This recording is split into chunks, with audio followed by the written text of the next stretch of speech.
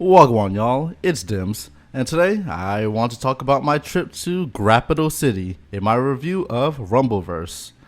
I usually wait until the honeymoon phase is over to review a game so I can really assess what the game has to offer, right after all that new game hype has subsided. So Rumbleverse is a free-to-play battle royale game that's available on the Epic Games Store, PlayStation, and Xbox. It's made by Iron Galaxy, the same studio that made Killer Instinct 2013. This is notable because the battle royale main gameplay is fighting, or brawling rather.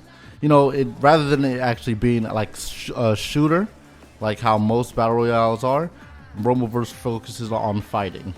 In Rumbleverse, you are launched from a cannon into Grappital City, and it is your goal to scavenge for moves, chicken, and brawl it out, and with hopes of becoming the last brawler standing. Everyone has their basic attacks and grapples, but instead of guns, you can actually find wrestling-inspired moves and strikes of different rarities to help knock out the competition. Traversal in this game feels great. Being able to long jump and climb anything around the city in a fashion akin to a 3D platformer or a collectathon is really awesome. You also have a stamina meter that you have to keep track of because the stamina is tied to your climbing, running, and using your powered up moves or wrestling moves. So you will constantly have to battle and choose between fight or flight.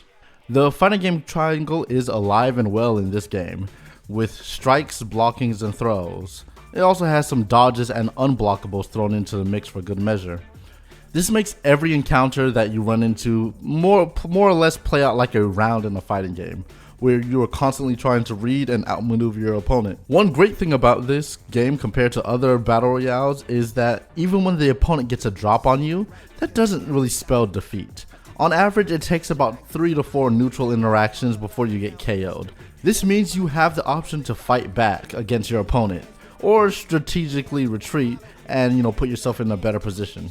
Also, just like in fighting game fashion, don't expect to be instantly good at this game on your first outset. But if you persevere and learn from your losses, you'll be racking up victories in no time. The game can be played solo or with a friend, duo style. Careful though, because in duos there is friendly fire. While you can't do significant damage to your teammate, you can still mess each other up and mess each other up in combos, especially when you are close quarters fighting. But in close quarters combat, you may notice your opponent is wearing a variety of outfits. While the cosmetics in the game are hit and miss, the customizability is on point. This game lets you have great options to mix and match your outfits, and you show you from a variety of heads, from a variety of chests, pants, shoes, and accessories. It also lets you pick and change your body type at any time, which is great because some clothes look really good on some body types and looks better on others. You also have 3 presets where you can just quickly swap between them and just save your favorite combinations. There's also great challenges that the game offers that you can do for more experience. And if you want to complete them, you play the game a little differently. You have your passive challenges that says, hey, climb a certain amount of meters or run a certain amount of meters. But then there's also challenges that says fill your inventory with only chairs and then maybe even use food or chicken to fight instead of using them for healing. But now, no game is perfect, so let's talk about the negatives I ran into myself. The battle pass is kind of full of junk and filler, in my opinion. Now, personally, I hold Fortnite as the gold standard when it comes to free-to-play monetization. When it comes to dollars versus dollars for value. So $10 for a Rumbleverse battle pass, that's nothing bad. But most of the tiers in this battle pass for Rumbleverse was just filled with name titles, banners, and experience boosts so you can level through the battle pass faster. The titles and banners are used for you to customize your player card, so whenever you defeat an opponent and your stats pull up, it'll just show your custom player card to the opponent, which personally I never cared for these things. But the fact that there's so many of these little extra items in the battle pass is kind of a turnoff to me. One thing that I'll give the battle pass credit for is that it gives you back enough in-game currency for you to buy the next season of the battle pass and then some, as long as you don't spend it on the shop, which hey, let's talk about the shop real fast. The next thing that kind of turns me off is certain items rarity tiering. In this game you have common, rare, epic, and legendary. You know, you got your standard 4 rarities. When it comes to standalone items, you'll have them tier based by the rarity. So usually common items cost $3, rare items cost $5, epic items cost $7, and legendary items usually cost $10 or more. The problem comes in is when I see a hat or an emote, a standalone hat or a standalone emote being rarity tiered a legendary. It just makes me sit there and then just say, dang, they really put in a simple looking hat as legendary and charging $10 for it. They really asking me to pay $10 to laugh. Yeah, I'm not with that. Aside from that, there's actually one more thing with cosmetics. I've heard a few friends say this, so you know, in more than a case, this might be a factor to you. When you start off the game, you start with pretty much nothing.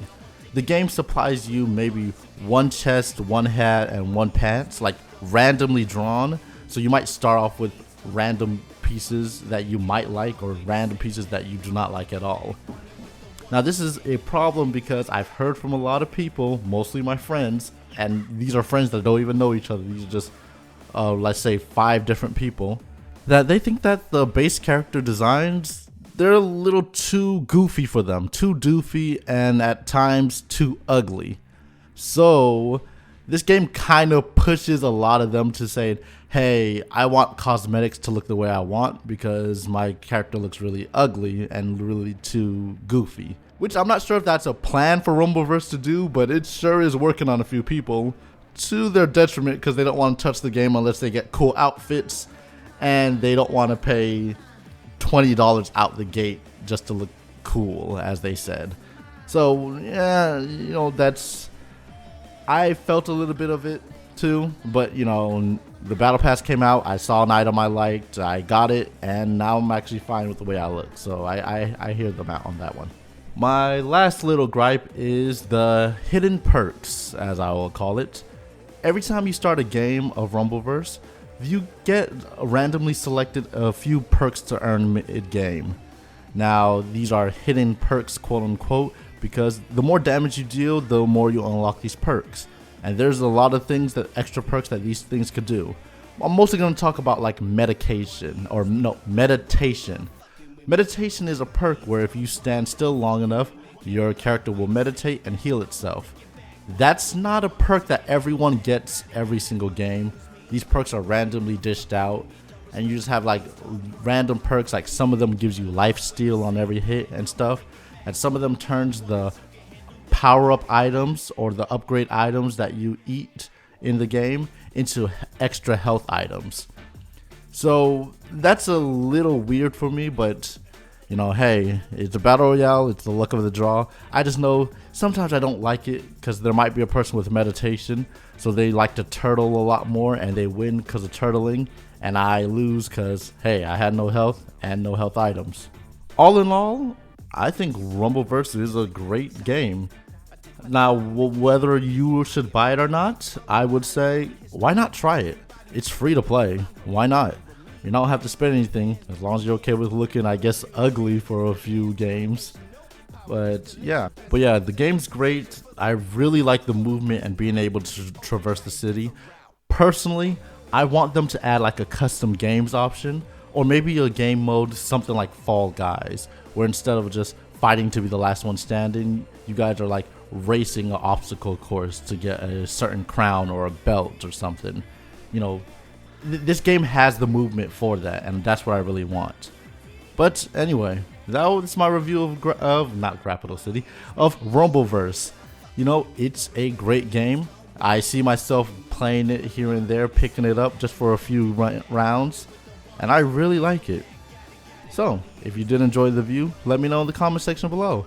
And if this did entice you to try it out, the game's free. Go ahead and try it out. Alright, I've been Dimz, and I'll catch y'all later.